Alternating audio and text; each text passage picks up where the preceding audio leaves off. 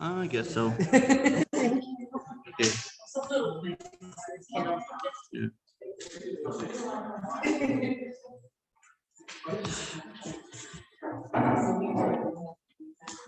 Okay. Welcome, everyone. Is everyone ready? We're beginning the new course called Beyond Right, the values that shape Judaism's civil code.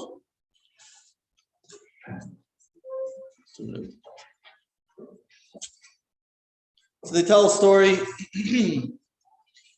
about the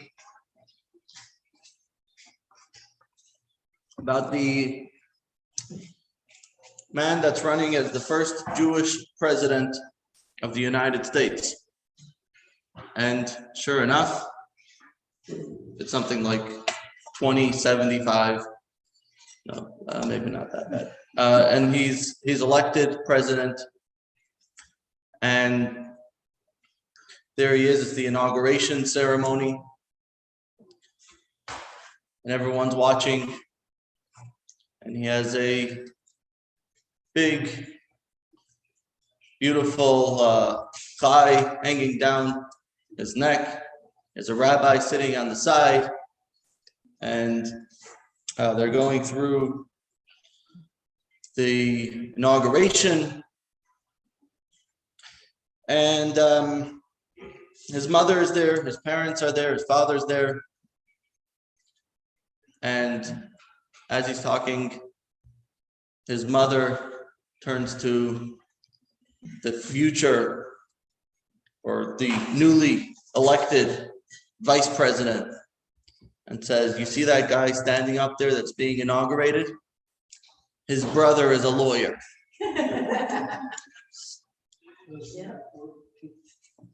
So lawyers, I remember my grandmother always telling me growing up, "Can't you guys be a doctor or a lawyer? Why do you have to be a rabbi?" She meant it seriously. She was sure that we were getting into a horrible business. Maybe we did. But anyway, the Jewish lawyers, it's obviously become a big Jewish profession. We have one Jewish lawyer here. Anyone else a Jewish lawyer here? Or two of your kids are Jewish lawyers. Okay, so that's a real proud Jewish mother. By the way, speaking of Jewish mothers, I want to wish all mothers here a happy Mother's Day. And and grandmothers, that's right. So it's a day to give honor where honor's due. So happy Mother's Day.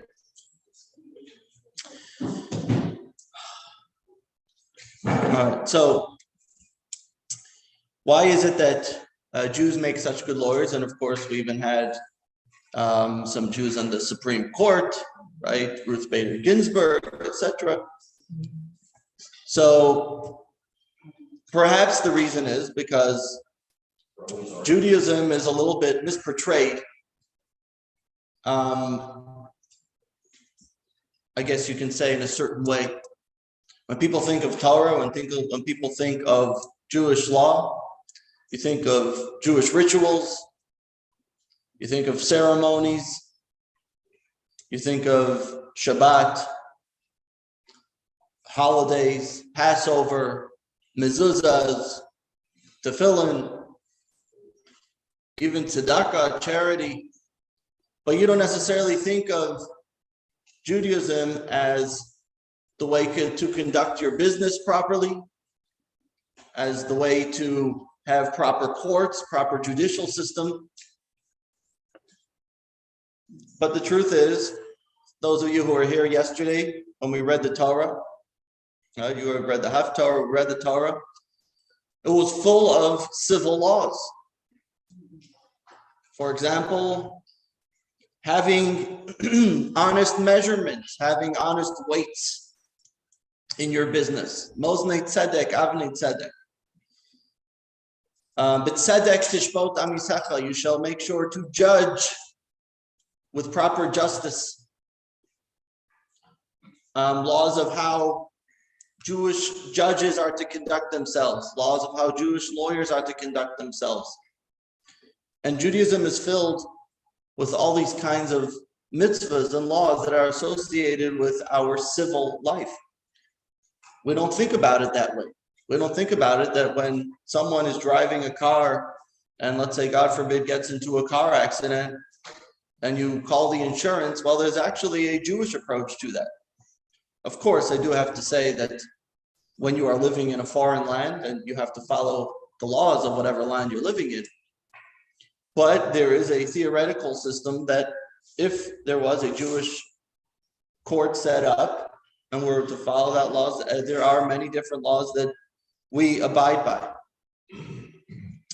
And so in this course, we're going to look at that primarily, the Jewish civil system, and to see how Judaism has an effect on almost everything that happens in our day-to-day life. The way we not only wake up in a spiritual sense, but when we go to work, when we have discussions with our neighbors, with our friends, when we're trying to do business deals, everything has ways that Torah views those particular things in life. And that's going to be the subject of this course that we're at today. What we're going to do is we're going to skip for now the first three texts, the first four texts actually, and we're going to go straight to the case studies. And in your book, it's on page number 8. There's 4 case studies. These are completely civil case studies. These are seemingly not Jewish in any way. And we're going to see how Judaism has an approach of how to deal with these civil issues that come up. So let us jump right into it. Put it up here on the board as we read along. Skip these for now. Don't worry, I'll get back to the other text, but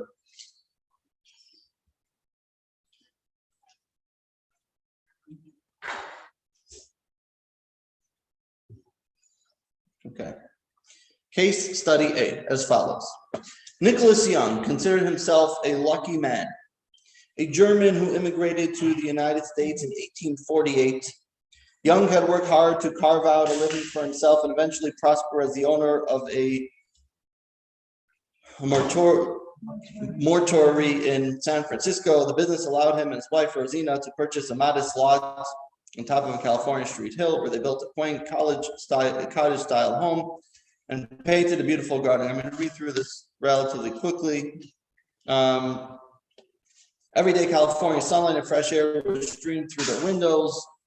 Young had no reason to believe that anything could interrupt his idyllic life, or that any one person could somehow deprive him of beautiful days he had worked so hard to enjoy. But Young also had an accountant for Charles Crocker, very rich and very petty man who would eventually become both his neighbor and a bane in his existence. At 6 feet tall and 300 pounds, Charles Crocker cut an imposing figure. He had filled his bank account by being one of the big 4 barons behind the building of the Central Pacific Railroad. By 1870, he could afford whatever he desired, and what he wanted was to loom over San Francisco like a gargoyle.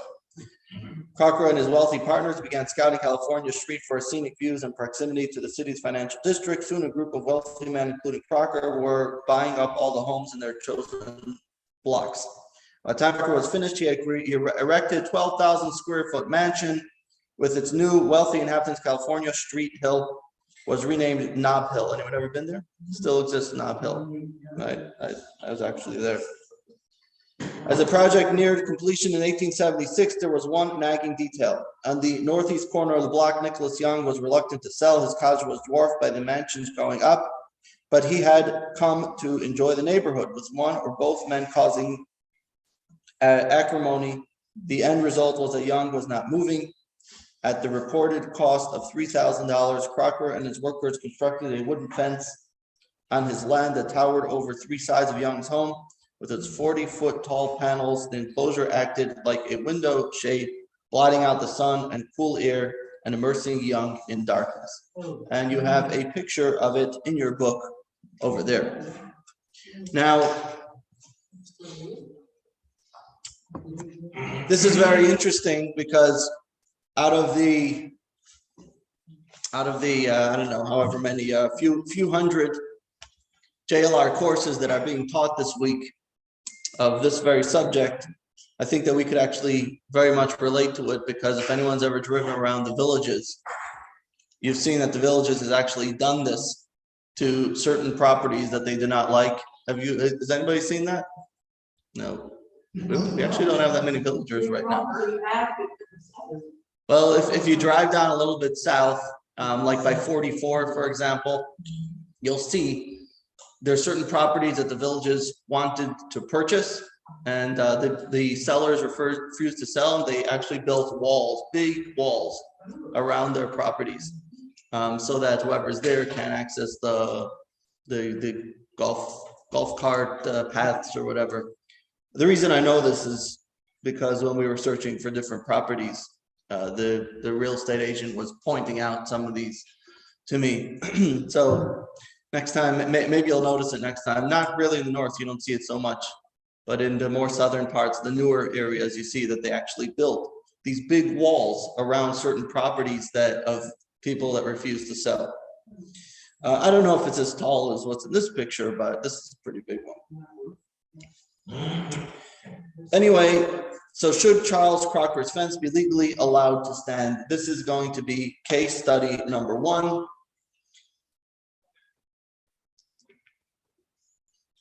And we will see how this is something that is actually discussed. Now, these cases that we have, they're not just randomly picked cases, but as we'll see, these are going to give us an idea of a general outlook in how the Torah views neighborly conduct or conduct between individuals.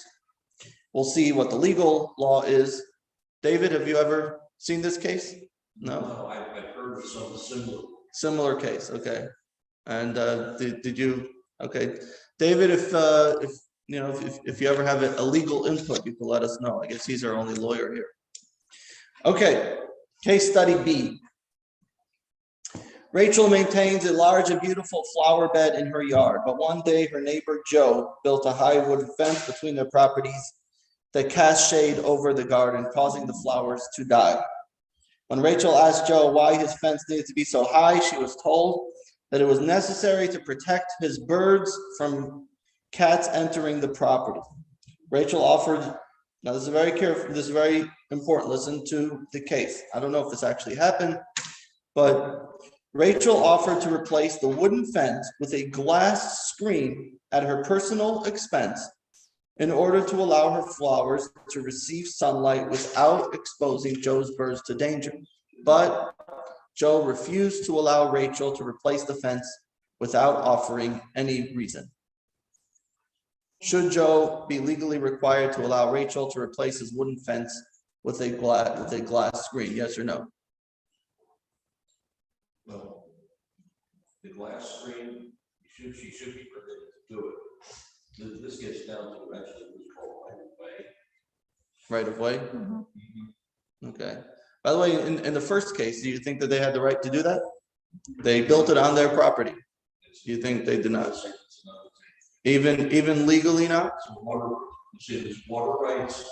Okay, first of all, anything that a property has access to normally, no one can shut that off. For example, let's say that you. Well, it was only 3 sides. He had access to his property. They were just going on their own property, blocking it off. But you still have the other 3 It's something called a spite fence. Yeah. Right. Okay. They have air rights. There's also something called air rights. Okay. All right. What about the second case? Do you think she could force Joe to have him take it down and swap it out? I don't think so. Why? It's his property. It's his property. He can do what he wants. Okay. Okay. Case study C. Case study C. Michael, this is a bit of a shorter text, the next two. Michael moved, this is a very, very common question. Michael moved into a new house before setting up his own Wi-Fi connection. He realized that his neighbors have open Wi-Fi network. Can Michael use his neighbor's Wi-Fi network without their knowledge? I would say no. No, you say no, why not? But they do. Yeah, They because that's do. basically like stealing, because this person's paying for something, somebody else is taking advantage of what they're paying for. Okay, well, maybe you could say that it's not losing anything. Encrypted. Well, let's assume that he has access to it, that he knows the password. Yeah. Can you say he's not losing anything? You mean the person? No, he is, because I think a lot of it is based on the speed of the, whatever address the address is, I believe. Nowadays, you don't really pay per gigabyte in most plans. Most plans are unlimited. But it does slow down the speed. It does slow down. Okay, slows it down. So what if he's not home? What if he's not using? He's out of town, not using it. It's still not his property or personal Okay. asset. All right, case study D. Sarah's next door neighbor David left on a lengthy vacation. It is difficult to find parking on their street and David's driveway. I know this is not so relevant in our communities here, but someone living in New York City or whatever is very relevant. It's difficult to find parking on the street, and David's driveway, situated smack in between their 2 homes, is now empty. Sarah wishes to park her car while her neighbor is away. Would Sarah be allowed to park her car in David's vacant driveway without his advance permission? Or another very common question that this could come up is if you have like an apartment building where they have parking spots designated, or sometimes in some of these senior homes, they have a certain parking spot per apartment where you're at. So could you take someone's spot, assuming that they're not there? Obviously, if you're taking it away from them, but we're talking about a case where they're not there. I wouldn't do it without permission. Without permission, no. I mean, like that happens. Well, yeah, we're talking about without permission. Obviously, if they give permission, they give permission. We're talking about without permission. Should you have the right to take that? That's It's an their outrage. property, private property. It's not the street that might be county. Okay. Their driveway. I can see We some have advantage. that. I can see some advantage to allowing it. Exactly. Exactly. But Yes, It's yeah. just right, Okay. because it means it's somebody's on there. So now we have the cases. Now we're going to turn back and we're going to explore the Torah view on civil and social rights versus the secular view. Every legal system reflects the values by its creators. Just go back a little bit. This would be on page, the first text will be on page 2. Just go back a little bit here. Okay.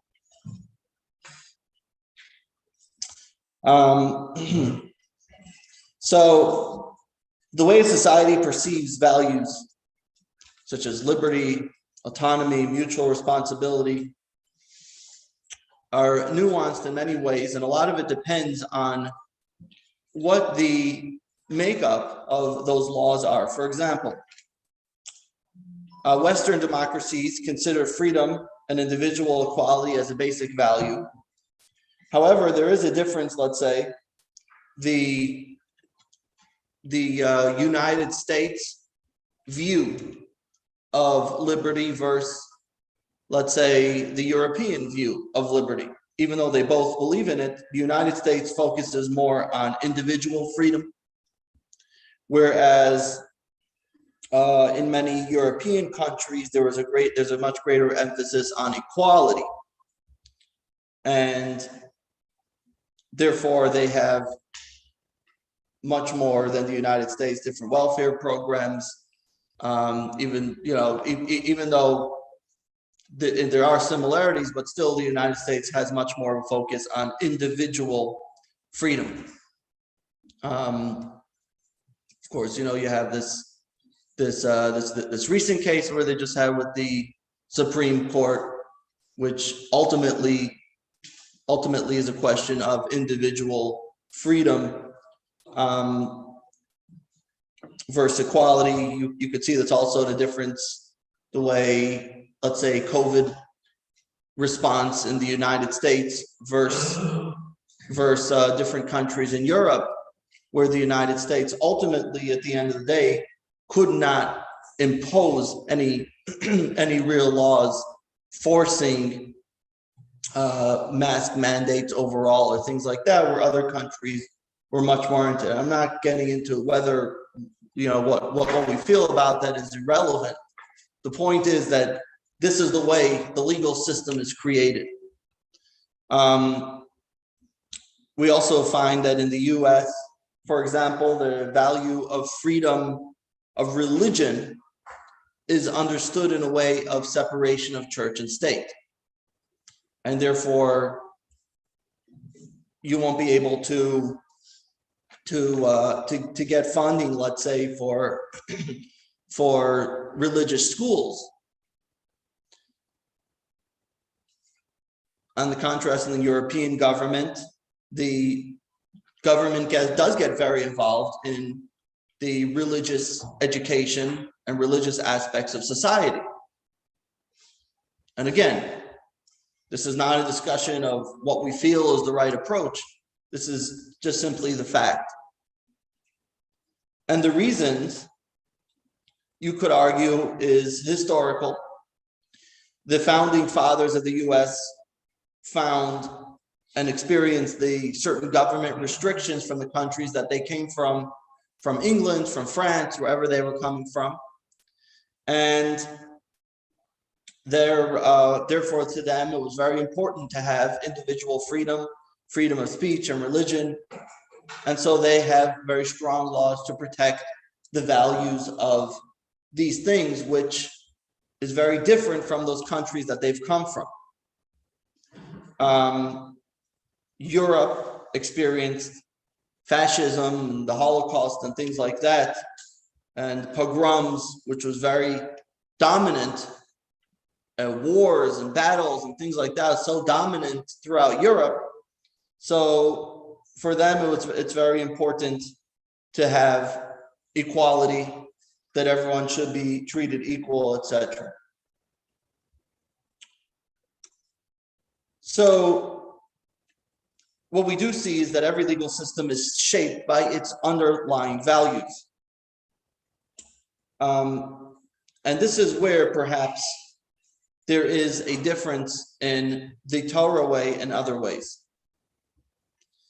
Over here, we're exploring that Torah that is giving us a legal system and a legal setting of how it's supposed to be. What is the purpose of law? What are we seeking to achieve? So if you take a look in text number 1, what is secular law looking to achieve? This is from the Declaration of the Rights of Man.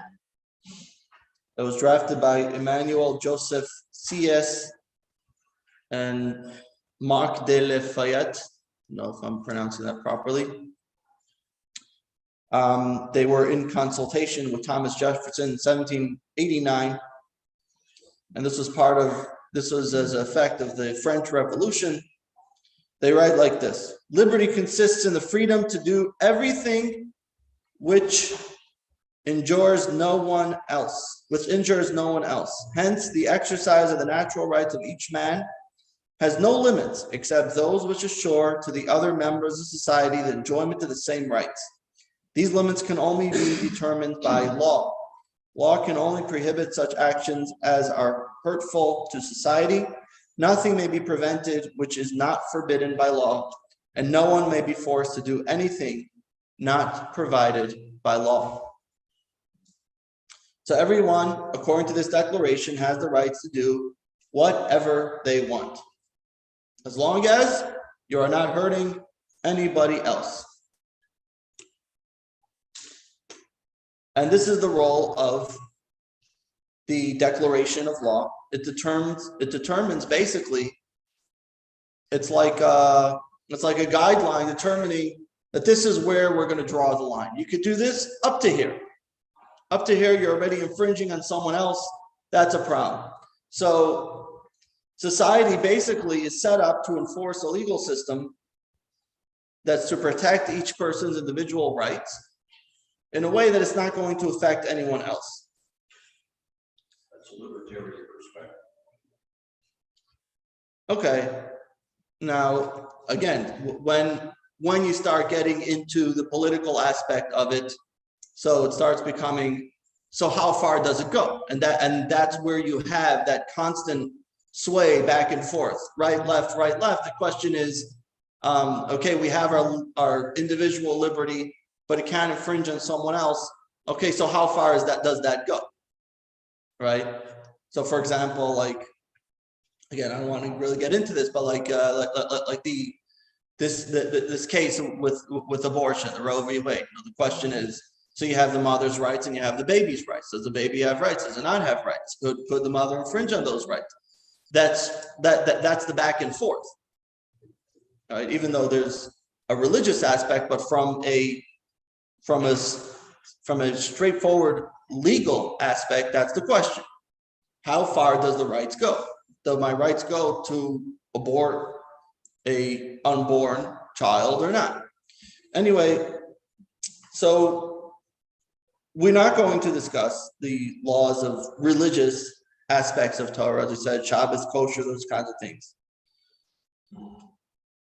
The very first Torah portion after Mount Sinai is what, oh, by the way, I should mention this as well, those of you who are joining the course for 6 weeks.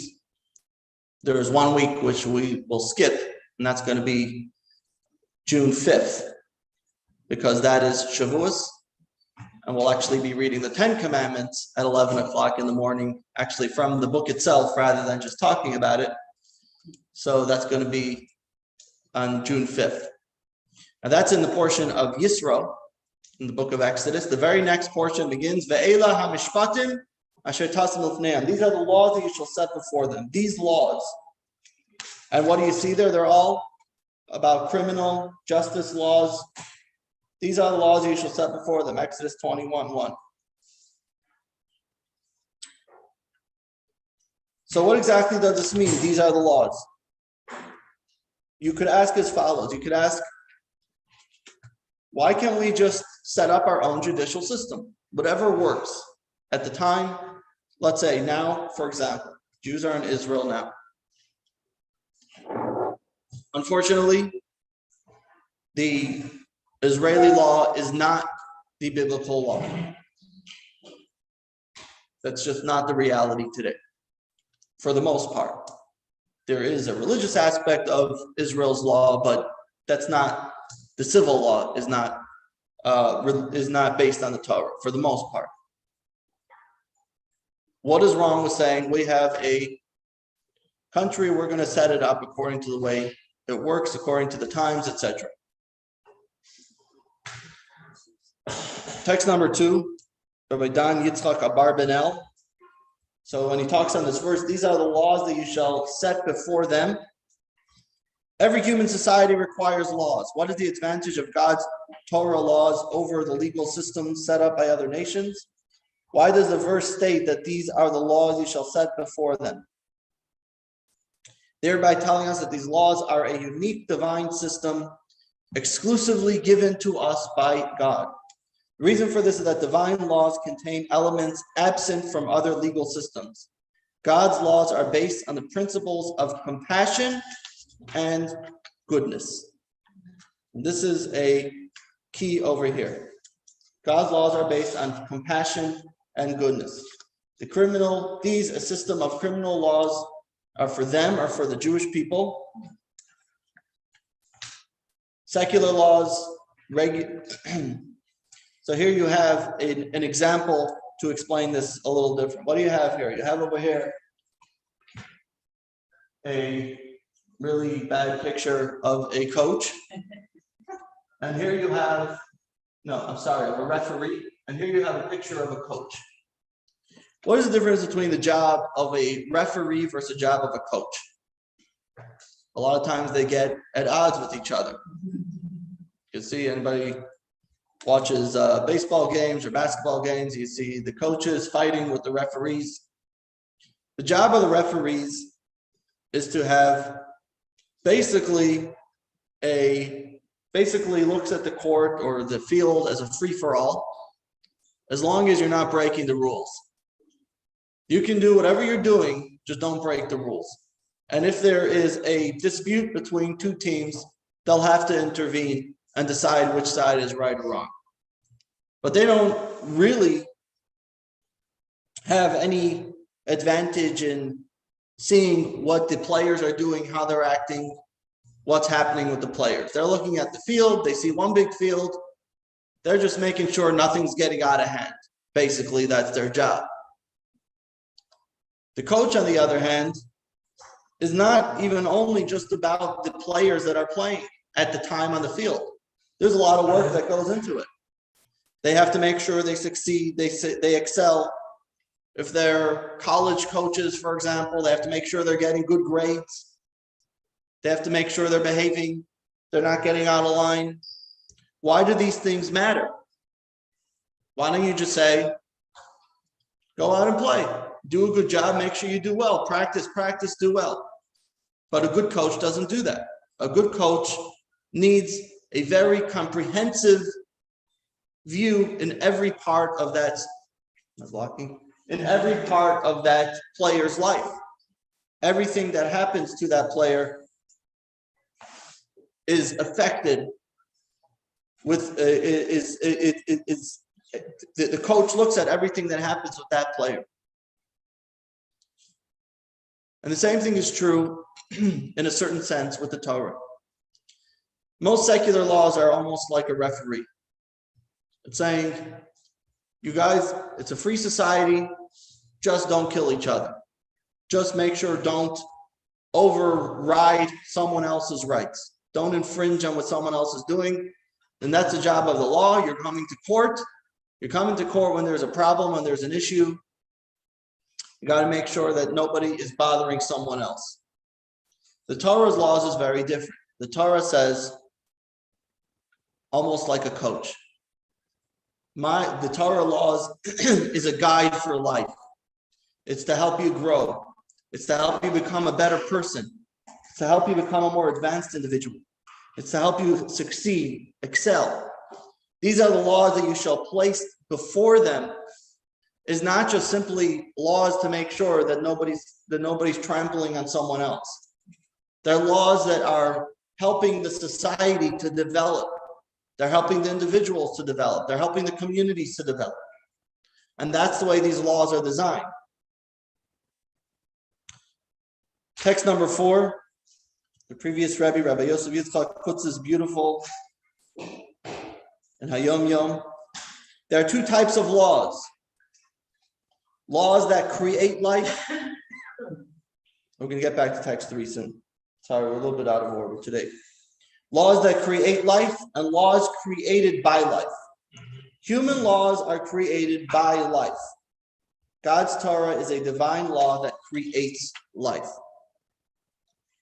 This is very, very profound. A secular law is created by life. It's man-made, it's shaped by life, the human experiences, almost all, if you were to go through the books of law cases that the lawyers have to study in order to pass the bar, almost all of them are previous cases, right? Am I correct, David? They're all previous cases that you're studying. Based on this case, what will be the law today? Based on that case, what will be the law today? And it's called case law. Case law, exactly. All right, I know something. Now I learned something new. So they are all created by society. And therefore, for the most part, what's another aspect that we see? They're studied by legal professionals. You don't see that everyone goes and just studies case law. If you need to pass the bar and you want to become a lawyer, you'll go study it. However, in Jewish law, number one, we said it creates life. Number two, Jewish law is meant to shape society, not be shaped by society, but to actually shape society. And we also see, therefore, that studied by all members of the society. Everybody needs to study Torah, everybody needs to study law, everybody needs to study Talmud. Today there's a page a day of Talmud, the Daf Yomi, but we also we study, some people here study it, the 3 chapters of Rambam, Maimonides every day. He goes through all the 613 laws and all the laws associated with it. These are civil laws, and we're actually going through many of these laws now in the book of Mishpatim and Shoftim, which are the laws that are the civil laws. And you see all the different things, the different cases that are presented, and how the Rambam HaMaimonides deals with it. So the Talmud is essentially Jewish case law. Right. But the point that I'm saying is, yes and no. It's not only case law, it has cases, but also it's saying, it's going through the Torah law and saying this is theoretical cases as well. There's certain mitzvahs in the Torah that are civil laws that never happened and never will happen, but yet we still study them. So this is the difference between secular law and Jewish law. Now that's more of an introduction. Now we're going to get to something more specific. Now that we understand this difference of whether or not law is just about rights. Should we turn, is it too cold in here? Whether it's just about rights or about creating a proper society. Let's watch a short video and then we will continue on. These are cases.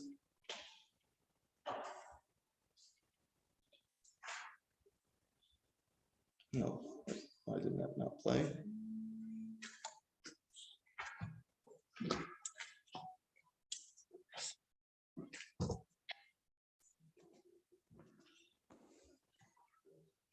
If God created the universe in 6 days, it certainly did not take 40 minutes for God to hand Moses 2 stone tablets.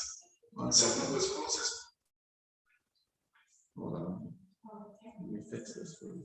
So.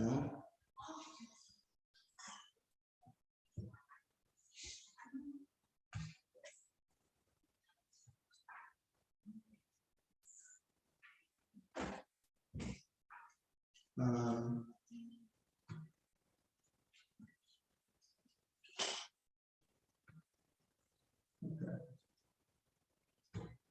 Let's try to see.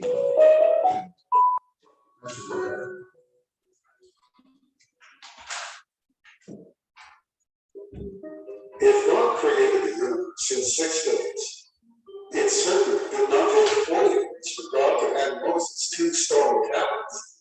So what was Moses doing there all that time? He was internalizing a vast body of instruction to transmit to his people. So once the smoke and sounds of Sinai subsided, Moses began to teach, and the Jews were most surprised. They expected Moses to begin a detailed series of highly spiritual rituals or meditations, matters that Moses had to go up to heaven to receive. Instead, Moses first launched into topics far closer to earth than to heaven. He rolled out a unique civil system with requirements unlike any other. Here are a handful of surprising examples. The finder of a lost item must proactively collect or secure the item, and then preserve it while actively seeking its rightful owner.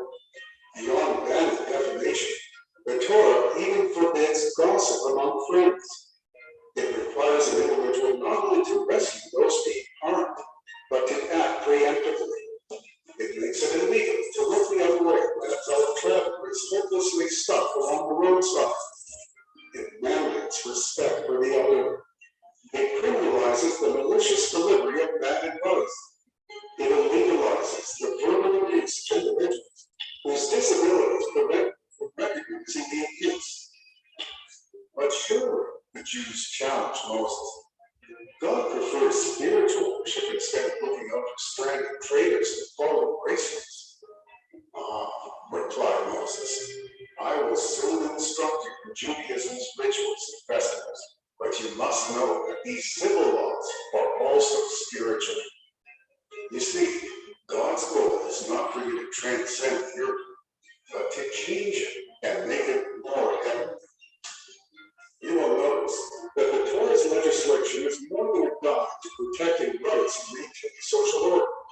No, these laws include mechanisms for molding a righteous civilization.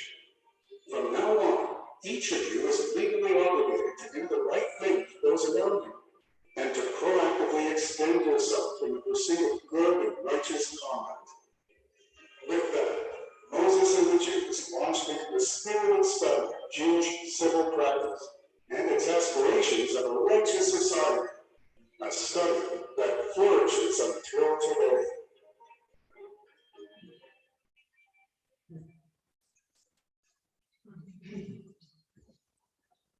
So this gives us an idea of not only the what, but also the why. Why it's important that Torah has such a focus on civil laws. And as we see, that was the very first thing that was taught right after the 10 Commandments, because it's about having a world that's a civil world, a just world, is part of the purpose of our creation. We're not going to focus so much on that today. But we also had, just as a side note, if you remember a couple courses ago, we talked about how Judaism had an effect on the world, and what some of the Jewish ideas and concepts eventually were adapted over time. Anybody remember that course? Yeah. Anyway, so some of these verses that we mentioned, look in figure 1:1. Do not stand by when someone's life is at risk. Pick up any lost object you encounter and return it to its owner. Provide roadside assistance. By the way, some of these we actually read yesterday in the Torah. The one that are Leviticus 19:16 we read yesterday in the Torah. And don't spread gossip.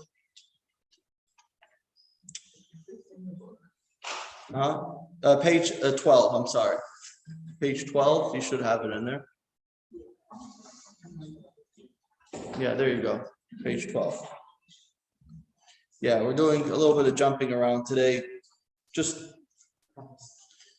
to help you out a little bit. They say that there was a couple,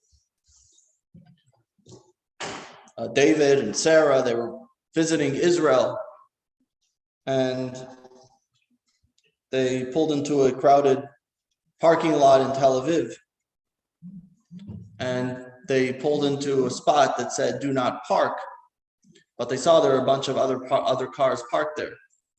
So they figured, okay, it's okay. They pulled up and they saw a police officer standing there. So they asked the police officer, "Am I allowed to park here?" He said, "No, you can't park here." So they said, "Well, all the other ones are parked here." So he said, "Yeah, but they didn't ask." That's maybe the way some things work over there. Anyway, So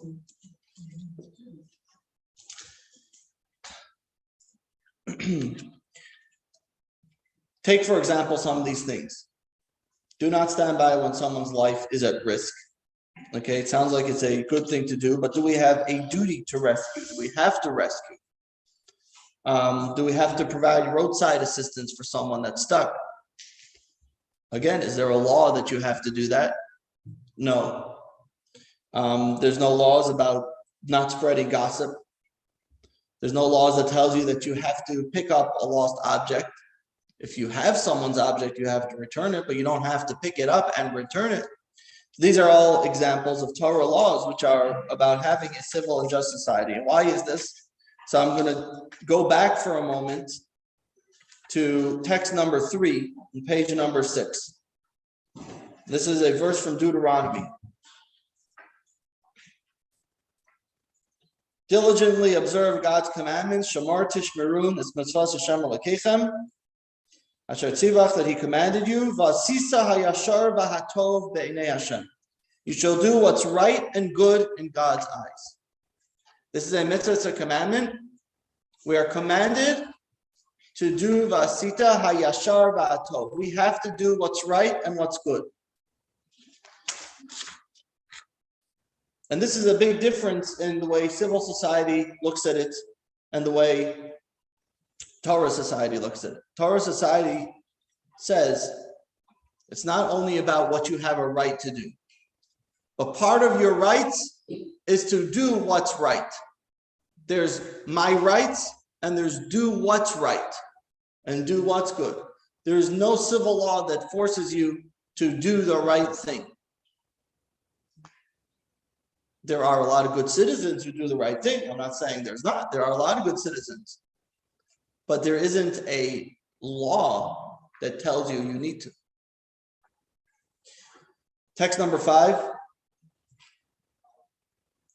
Our sages expounded on the verse and explained that it instructs us to go beyond the letter of the law. In other words, the Torah first exhorts us to observe all of God's commandments, and it now instructs us to be careful to do that which is good, that which is right and good, even when not explicitly commanded to do so, because God cherishes good and proper conduct. This instruction is very important because it would be impossible for the Torah to exhaustively address all of our conduct with our friends and neighbors, all of our business affairs, and all the welfare of society and the world. Instead, after offering multiple specific commandments, such as you shall not go about as a gossip monger, do not take revenge or bear a grudge, do not stand by the shedding of your fellow's blood, do not curse even a deaf person, and stand in the presence of an aged, the Torah then concludes with a generalized command to do that which is good, that which is right and good, means to go beyond the letter of the law. In other words, this is from Nachmanides, Rabbi Moshe ben Nachman, also known as the Ramban. What he's telling us is we can't have a case study for every single case that's going to happen in life. The Torah is giving us a guideline, giving us a bunch of examples, teaching us overall how to conduct ourselves. And then once you have these guidelines, then we go and see how that could be effective in everything else in life. But Torah is giving us a general rule and saying the rule is do what is right and good. If you're not sure, do what you think is the right thing. The Torah does say certain specific things, as we mentioned, but we can't go into everything specifically. So now you could say, okay, in the cases that we mentioned before, how do you know what's right and what's good? Now, you may say some of the things we can figure out immediately, but then you have another side to it. Well, what if it's something that affects the other individuals? Then what becomes the right thing? How much do I have to do what's right? Do I have to give up my own rights, my own civil liberties, even biblical civil liberties, for someone else? Is that doing right? Where exactly do you draw the line? So let's see if we could take some of these cases and try and figure out what would be the approach. If the Talmud was today, what would it say? So let's take a look at the Talmud, Baba Batra, which talks primarily about civil laws. Okay, so do right and good. Kofin al midat Sodom. A person is compelled by law not to act in a matter characteristic of the inhabitants of Sodom. Sodom and Gomorrah, we know that those are the cities that were destroyed. They were so bad that God had to destroy the cities. And it was so bad that, as we know the story, Abraham went to God and said, is there even 1, 10, 20? Can we find someone that's good? And God said, no, there's no one good in this town. So they were notorious for their wickedness. But now, this is very strange. In Pirkei Avos, the Ethics of Our Fathers, which we now read the weeks between Passover and Shavuos, it says like this. 7a. One who insists, what is mine, and what is yours, is an average character. However, another opinion maintains that such an attitude is a characteristic of the wicked people of Sodom. So this is very puzzling. It's almost contradictory. What is mine, what is yours, Okay, so that's an average character. But then some people say, no, that's sad. That's pretty bad claim to say that's like the worst of the worst, saying what's mine is mine and what's yours is yours. So how does this fit? Now, even if you want to say that that's the case, but these are almost like opposites. I mean, they just don't go together. It's not just a different opinion. This completely changes everything. So which is it considered wicked or it's considered just average? Very big difference. Again, we're talking about Sodom is wicked to the extent that God needs to destroy the city. That's pretty bad, right? So, Rabbi Menachem Meiri says both statements in the Mishnah are valid. Because the second view, which classifies such a conduct as wicked, refers to those who refuse to permit others to benefit from them, even when they will incur no personal or monetary expense as a result. Such conduct is characteristic of the inhabitants of Sodom. By contrast, the first view in the Mishnah, which classifies such conduct as average, refers to those who refuse to allow others to benefit from them when doing so would come at a personal and monetary expense. Individuals who adopt this approach cannot be compared to the inhabitants of Sodom because they seek simply to avoid incurring losses through the actions of others, just as they would not inflict a loss upon their fellows. This indeed reflects the average character. So what is he basically explaining? The Meiri is basically saying here that we got to look at the details. You have to look at the situation. If someone says what's mine is mine, what's yours and yours, and there's absolutely no loss in any way, then that is a sadomistic, is there such a word? Sadomistic approach. Yeah, I didn't make it up. Huh? No, yeah, no, so this, I was saying there's sadomistic, there's no such word. Sodomistic. Is there? Is it a word or not? Sodomistic, okay. So again, so you could say he won't give others despite the lack of personal loss. Then you won't give others when it comes to a personal loss. So if there is some sort of loss incurred, then you say, okay, you say it's average. I'm not willing to have someone else have what I'm not willing to give up if I'm going to lose from it. But if there's absolutely nothing to lose, then we do say that is Sodom. And with this, we could now start getting a little bit of an idea of some of the cases that we have. when it comes to neighborly disputes. So actually, the Maimonides, Rambam Mishnah Torah, Laws of Neighbors, does talk a very similar case to what one of the cases which we discussed earlier. This could give us some insight into some of the cases. Text number 8. A person has the windows set up in lower portion of the wall of his house, and his neighbor desires to erect a building that would block them. The neighbor proposes to solve the problem by installing new windows in the upper portion of the homeowner's wall. If this arrangement won't cause the homeowner any difficulty at all, I will not require him to leave his home during the construction. He cannot prevent the new neighbor from performing this construction. The homeowner is compelled by law to allow the neighbor to close the windows on the bottom part of his wall and create new windows higher up. This is because it would be Sodom-like conduct for the homeowner to refuse this accommodation.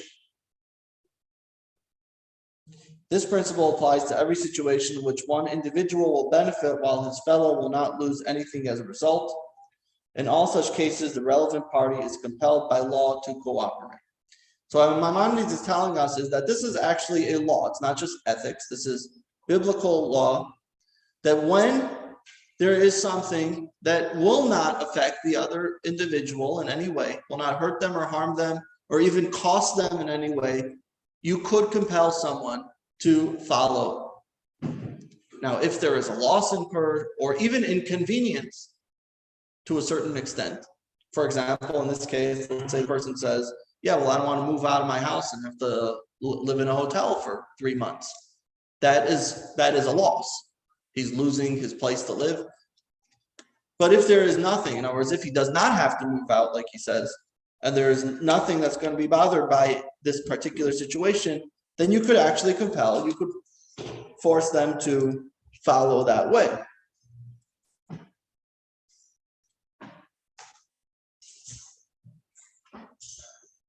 So what we see is, if there is a loss or inconvenience of the suggested construction, then they would not compel.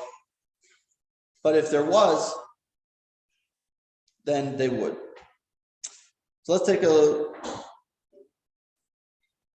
look at case studies A and B.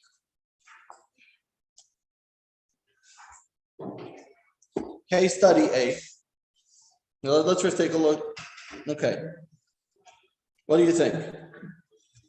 Case study A was the big, what's called spike fence, and B is the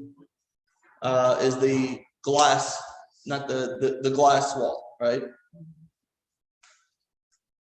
Would Torah law allow a spike fence? Why? To prevent, I mean, they, you know. Is there any loss to those rich guys, the fact that the house is sitting there?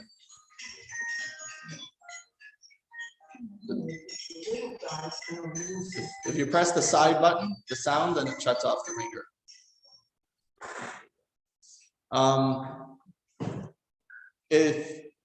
Is there any loss to the rich guys, to their mansions, the fact that there is a cheaper house on the block? I thought the Torah was supposed to be equal. In other words, you don't take a case of anybody who's rich or anybody who's poor. It has to be judged on. I understand. So I'm asking. Look, that's not the question. The question. Because he put the law, put the big law. Yeah, We're talking about this. The fact that he's rich doesn't do it. I know. I'm just saying just to understand the case. Yeah. Okay. Let's say it's a poor guy that built a mansion. Okay. So the poor guy that built a huge mansion on the block, but spent the $3,000 for the wall.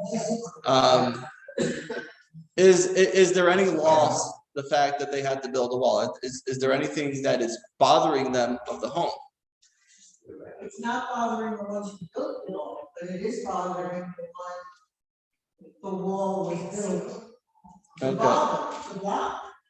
What about the second case, the one where can Rachel compel Joe and say, you need to let me build a glass wall? Yes. Says yes. Okay, And Rachel's expense, though, right? yeah, she's willing to pay. She's willing to pay. So what was it? Okay. So based on this, we would say that you are catching on a little bit. But what was A? What's the answer? So, well, okay, so let's discuss this for a moment. In both cases, there's a party that has a legitimate concern.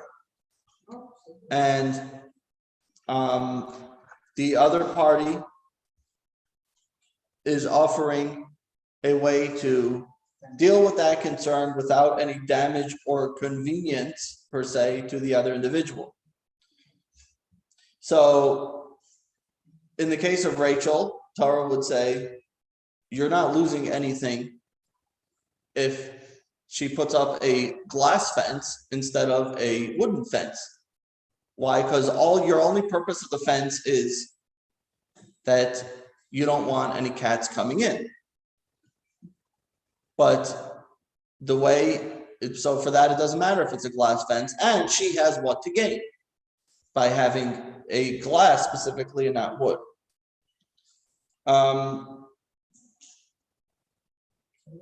Now, in the case of the Charles Crocker, that fence doesn't serve any purpose for them.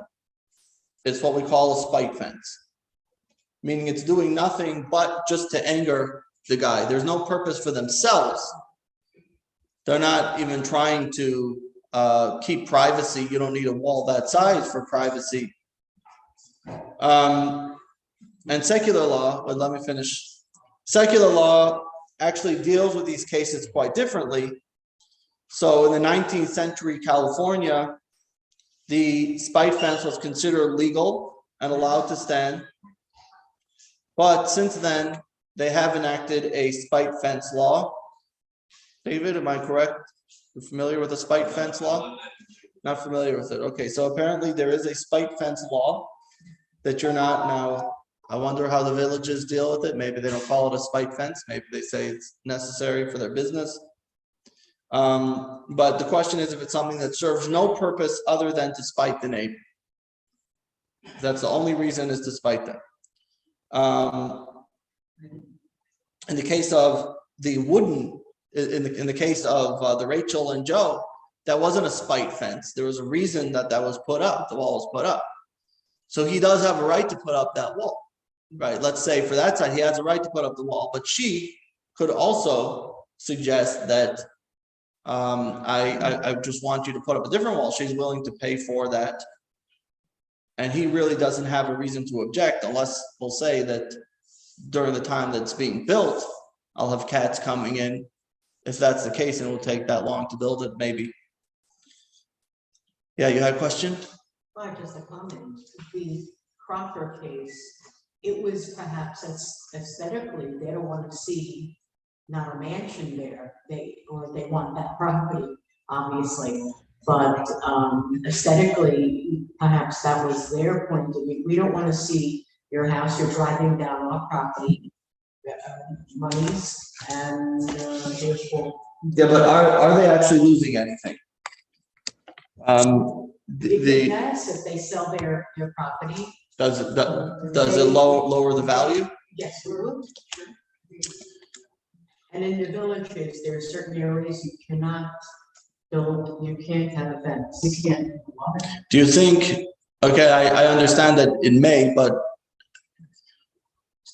do you think that having a big tall fence, right, and you see the picture there, it's literally this huge wall, would that actually lower the value of the property or make it more? I think that would actually lower the value of the property if you have that huge fence back there personally. If there is reason to suggest that it is lowering the value of the property, then yeah, maybe you're right. Right. In this particular case, I can't see how that would lower the value. I think it would I think the fence would actually lower the value of the property. It definitely lower the value of the property of the other individual. But if there's something that really looks bad, then maybe you do have a case. In this case, it was just in order to get back at the guy for refusing to sell. And I guess the court would need to decide whether that's considered a spite fence or or actually serves a purpose. If it does serve a purpose, then yes. I think the first time that he won, and the fence was legal, was because he was a rich guy. And they. It's possible, but legally, when we're talking about secular law says you have a right. It's on your property. You have a right to do what you want on your property. Some of these things have changed today, and not necessarily is that the case anymore. Not necessarily can you do whatever you want on your property anymore. So The zoning board, right? So I don't know what the case was then. I don't have all the answers from a legal perspective.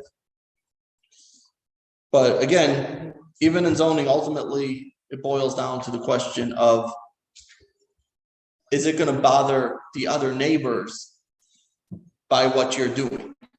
So let's say, if you're running a commercial business, that's affecting the neighbors by having that business run. Torah, it's more of a general question. The question in secular law is, do I have the right to do it? And the Torah law is it the right thing to do it? Sometimes they may come to the same conclusion. Do I have the rights and is it the right thing? May come to the same conclusion. But at times they will be at odds with each other and not be as such. Here's another interesting case from the Talmud Baba Kama, text number 9. If one lives in his fellow's yard without the latter's knowledge, does he have to pay him rent or not? The question is in regard to a yard that is not on the market for rent, but the squatter is a person who usually rents. What is the law? Can a squatter say to the owner, "What loss have I caused you?" Or perhaps the owner can insist, "Look, you have benefited from my property instead of paying rent elsewhere." This is a case in which an individual benefits while the other does not lose anything. Talmud concludes, Rabbah, the son of Rav Huna, stated, "My father ruled in the name of Rav that the squatter does not have to pay rent." Again, this is a case, just to be clear, this is a case where the house is not going for rent. There is nobody going to be living there. And there is no loss incurred by that person being there.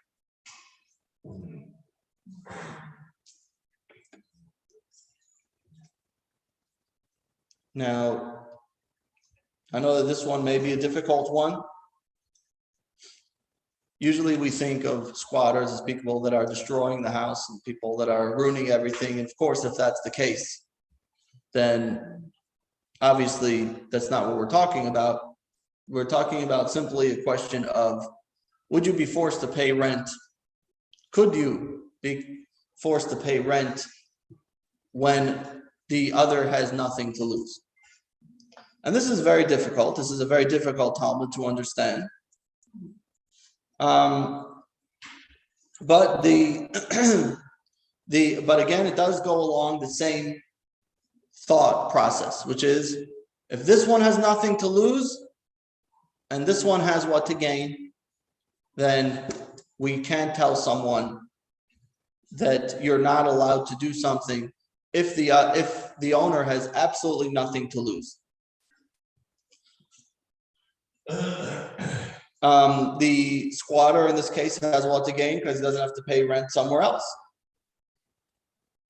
So if this one benefits and this one has absolutely nothing to lose, according to this Talmud, you would be able, he could say, I have the right to live in your home and you can't kick me out.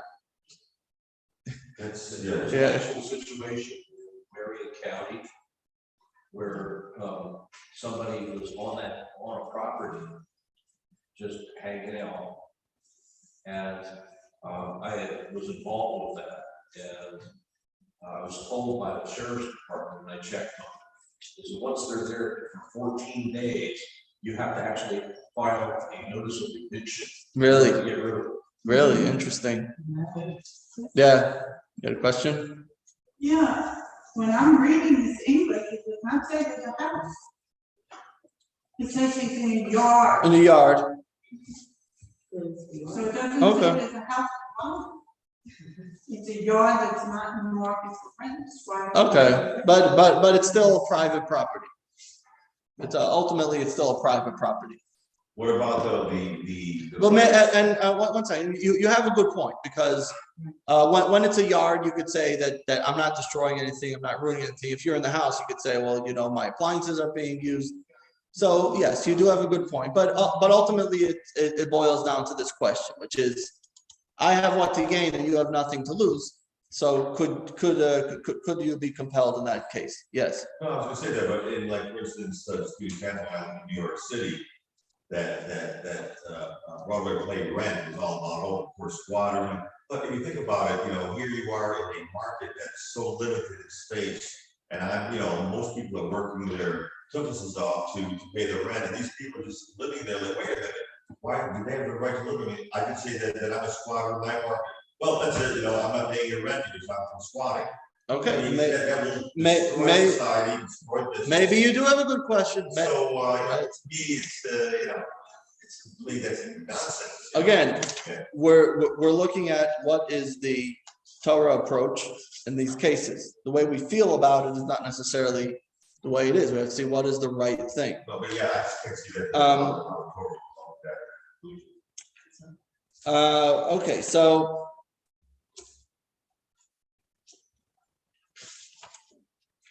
if we do look over here, nevertheless, we do look at some of the halachic verse consensus in the matter. The Talmud is worded very precisely, where there is no financial loss at all. And as Isabel pointed out, it needs to be in a situation where there really is no loss. But text number 10. Tosfos, who's a commentary on the Talmud, says as follows: we only compel the property owner not to conduct himself like the inhabitants of Sodom regarding the past. The squatter who resided on the property without paying rent is not compelled to pay him for rent for the past. At the same time, it is clear that the property owner has the right to protest the squatter's presence and need not permit the squatter to remain on his property. So here you have a view that's saying that this is all only about the past, but not about the current presence. And so what the Talmud is talking about, according to this, is, can I compel them to pay for that they have already lived there? This is, in general, the accepted halacha, the accepted law, that although in the first place it was considered okay for him to live there because he had nothing to lose, because it wasn't on the market or whatever, but if the property owner explicitly does demand him to leave, then he has to leave. And if he does not leave, then he could ask him to pay for the rent of being there. Why do we say that when it comes to unauthorized property that's different than the other cases of living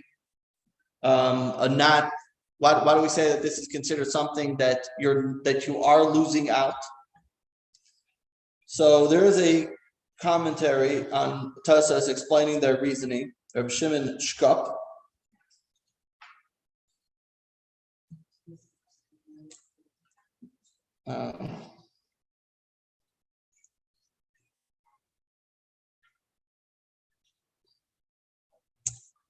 Some halachic authorities do say actually that if the property is not rentable, then this would be the case. Rabbi Shimon Shkop says as follows. Says, in my opinion, the reason Tosfos rules that the property owner cannot be actively compelled to allow a squatter on his property is because compulsion in such an instance would be forcible negation of the property owner's control over his own property.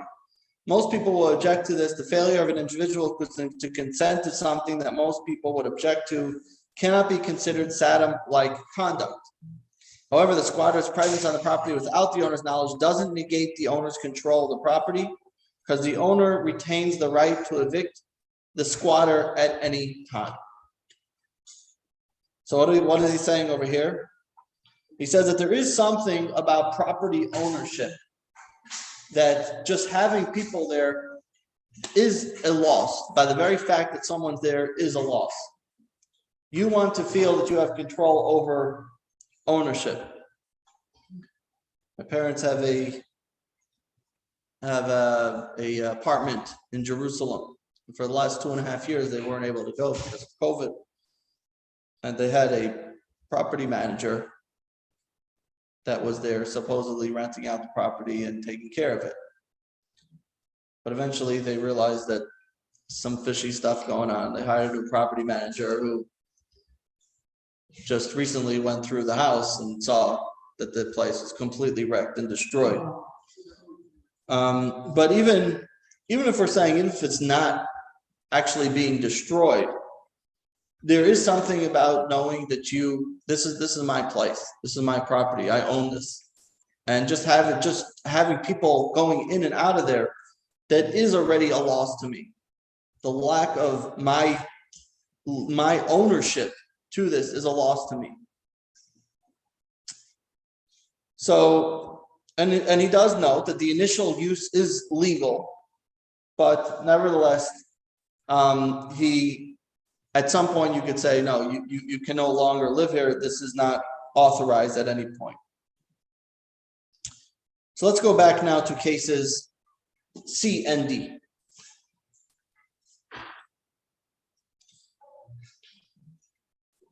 And I want to point out again that obviously you have to follow the law of the land.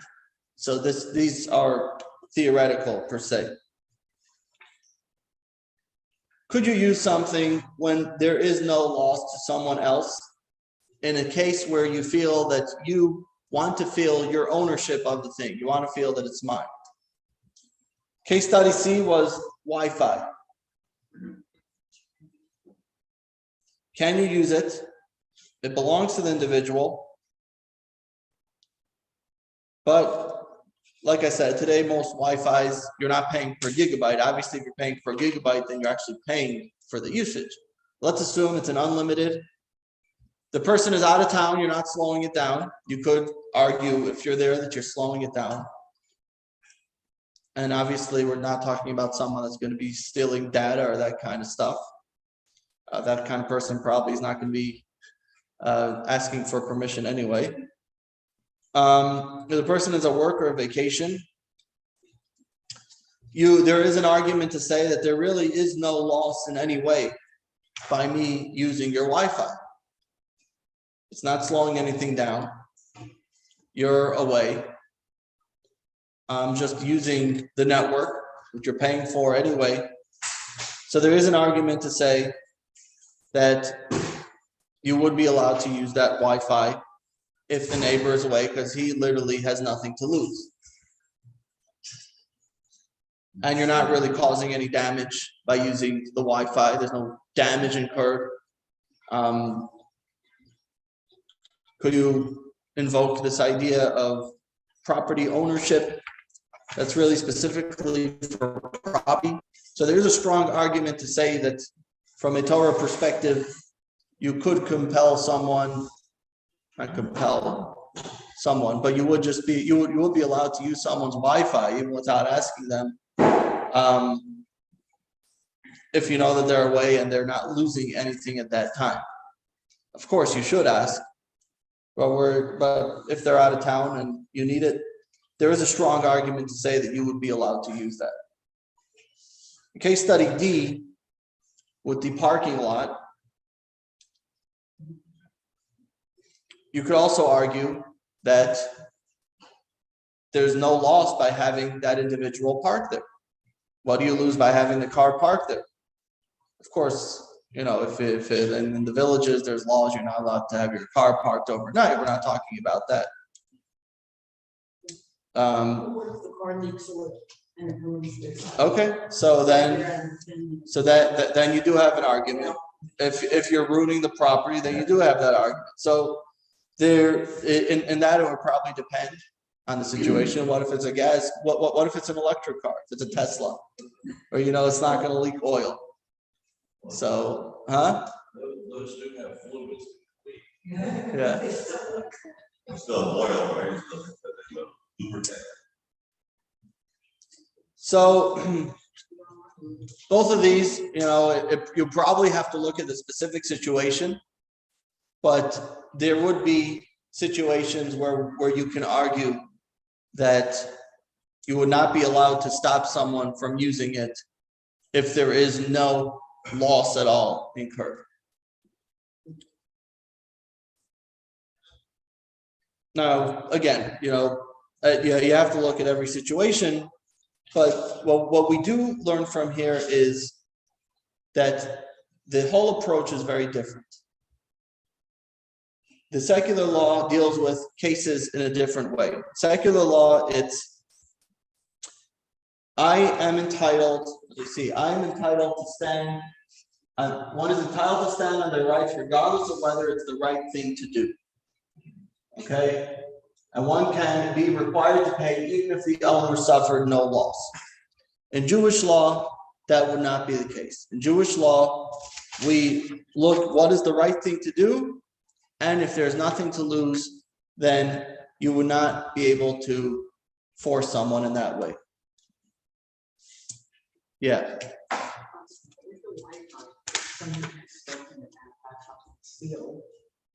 And even if it was quote unquote okay, because nobody was losing anything, isn't that a form of stealing? And why would that be okay? Well, stealing is when you're taking something that is making the person lose something. The question over here is the person actually losing anything? The person is Except for companies, see, because that person didn't pay for the service.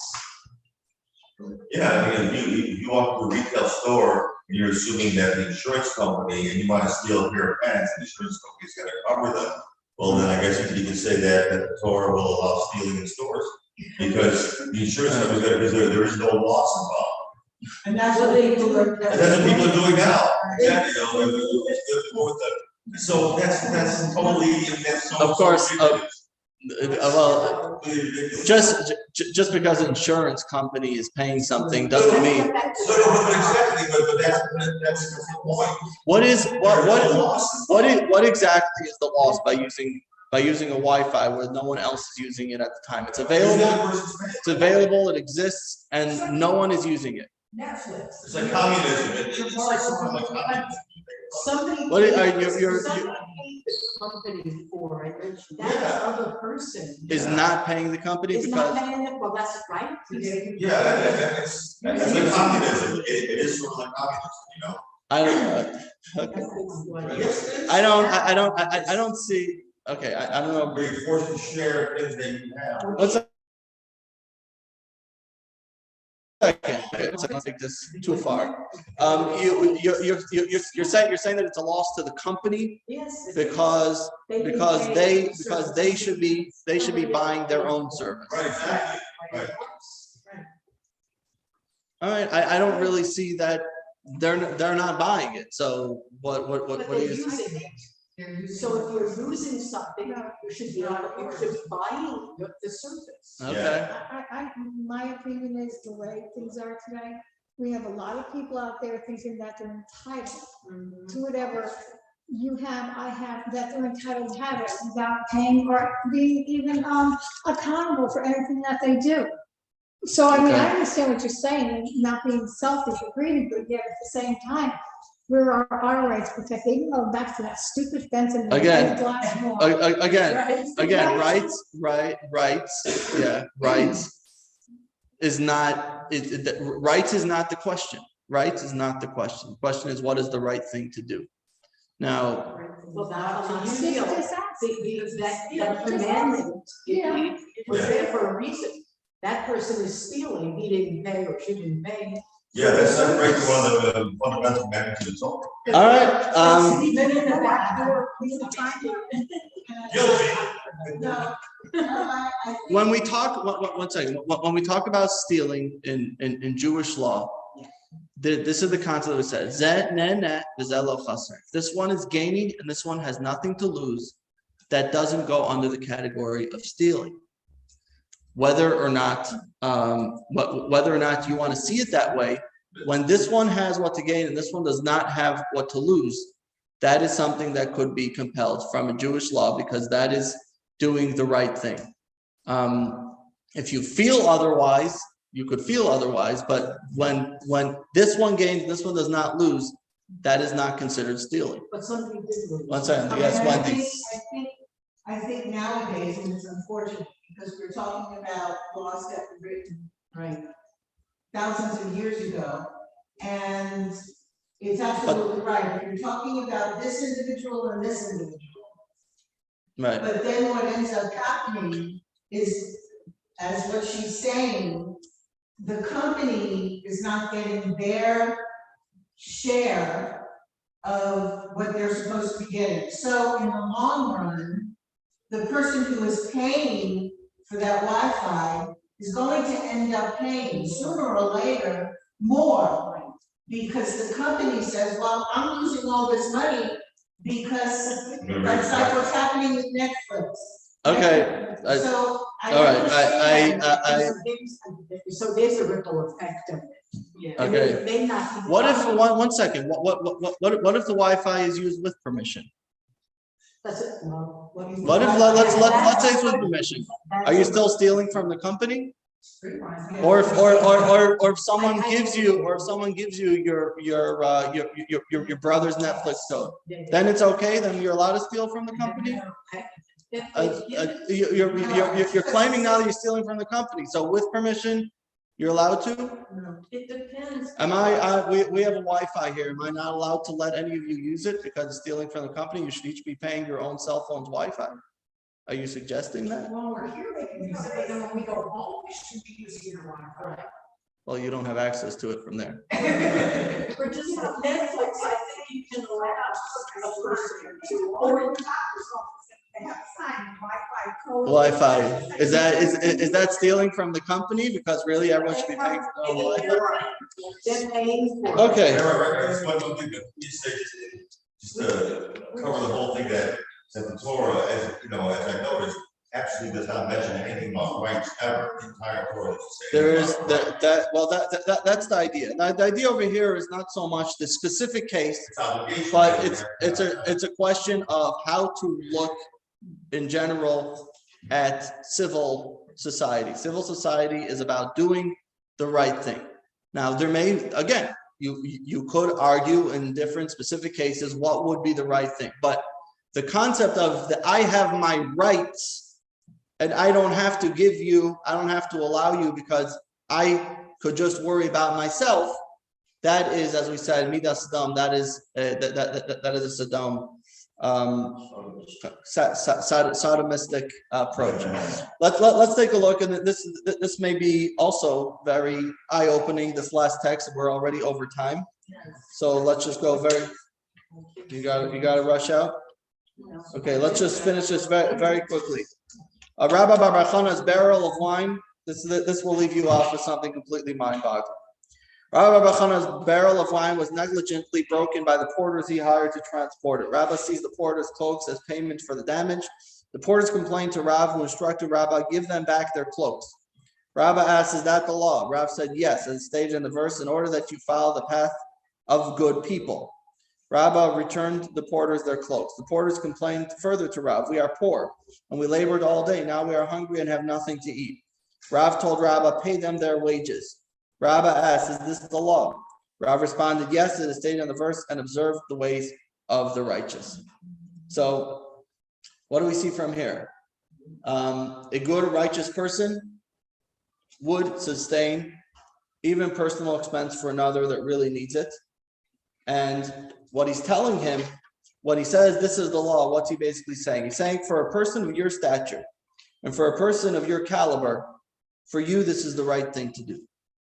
even though you could argue, I don't have to, what he's telling him is, for you, this is the right thing to do. And this is why we have to look at situations. What is the right thing in Jewish law, right? So obligations are specified by Torah's commandments. Doing the right thing in a favor with no loss is obligated, and doing the right thing in favor, even despite loss, is something that would still be encouraged based on this idea. All right. Lesson 1, Beyond Good Neighbors. 1, all legal systems are shaped by their underlying values, but this is especially true of Jewish law. 2, while secular law views its purpose as maintaining social order by protecting individual rights, Jewish law sees its purpose as shaping society by guiding individuals to do what is right and upstanding in God's eyes. 3, Jewish law forbids spiteful conduct. Spite fences are forbidden, and people can be compelled to allow changes to the property that benefit others and come at no personal cost. 4, certain unauthorized uses of other people's property that cause no harm to the owners are permitted by Jewish law. However, the owner generally retains the right to reject. 5, when doing the right thing in favor of the owner entails a degree of personal expense or loss, Jewish law declines to mandate, but nevertheless encourages people to adopt this praiseworthy approach.